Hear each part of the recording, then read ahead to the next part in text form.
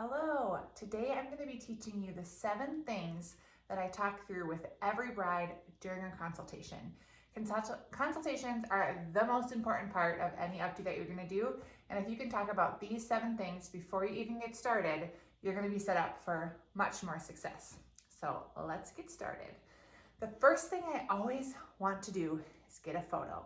If they don't have one, make sure you have some in your own phone that you can pull up to have some talking points with them. But let's say the bride actually has a photo. So hopefully she has more than one, because it's helpful to see a lot of different things of her style, because then you have some really great talking points. So what I want you to ask the bride is, what do you like about these photos? Because often what we see is different than what they see. So for example, I have sometimes been brought a photo and I see it and I'm like, whoa, that's a really intense updo. And when I ask what they like about it, actually, it's just like the braid that they have on the side, or maybe it's just the way the curls look. It's not necessarily the size and the structure.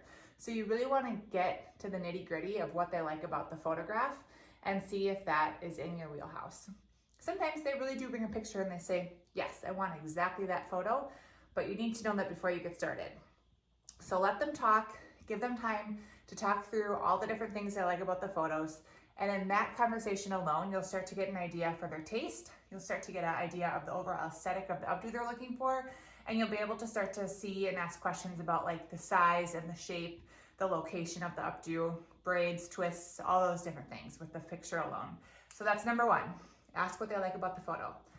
Number 2, you're gonna ask them about the volume. So that means looking at them in the front with the mirror and ask them how much lift they want. Do they want to have a lot of lift in the crown? Do they want any volume off to the sides? Do they want lift in their bang area? Or do they want it all pulled back away from their face with a lot of lift? Or maybe they don't want any lift at all, but you want to ask them about their volume before you move on. All right, that's number 2. Number 3 is going to be the texture. So when I talk about texture, I'm referring to actually the curl and the shape that the hair is holding itself. So that means, is it going to be smooth? Is it going to have a smooth texture throughout? Is it going to have a curl texture? So like tight curls going back. Is it going to be more waved? Is it going to have more of a beachy, undone boho look? That texture question is going to help you decide what type of tools you're going to use to create your updo. So that's number 3, texture. Now the next question, number 4, is going to be parting. So you want to ask, do they want to keep their part? If they don't, do they want to have a more dramatic side part? Do they want to have a middle part? Do they want to have no part and have the hair all going back away from the face? You want to find out what part, what side, what their vision is before they start. That will really help to know how to section it out before you even begin your updo.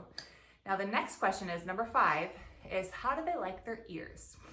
So we all have preferences about whether we're the type of people that like tight above the ears or do we like loose over the ears. So I often do this with the brides and I say, do you want a more soft, swept look back like that?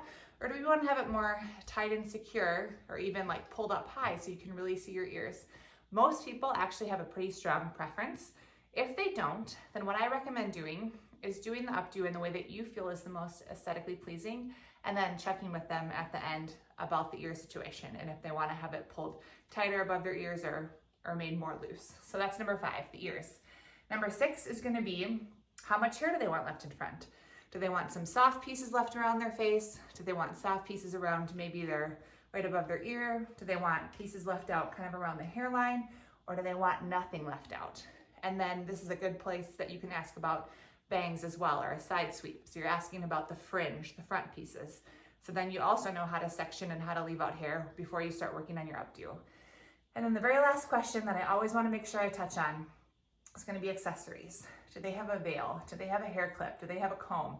What is it that they're hoping to accessorize their hair with? So then you can start to think about the vision that you need to do in their updo to either support that accessory, make space for the veil, or maybe they have something vintage or really meaningful that they want to incorporate. So you might need to adjust the updo a little bit to use that accessory to enhance it. So just to recap, number 1, get a photo, ask what they like about it. Number 2, check in on the volume. 3, texture. 4, parting. 5, ears. 6, hair in front. And 7, the accessories. And if you get those things done in your consultation, you will be set up for much more success during your updo. Thanks for joining me. If you like this video, please like and subscribe, and check out the links below for more teaching and training on how to do your very best updos. I'm Heidi with the Updo Collective, and it was great to see you here today. Bye for now.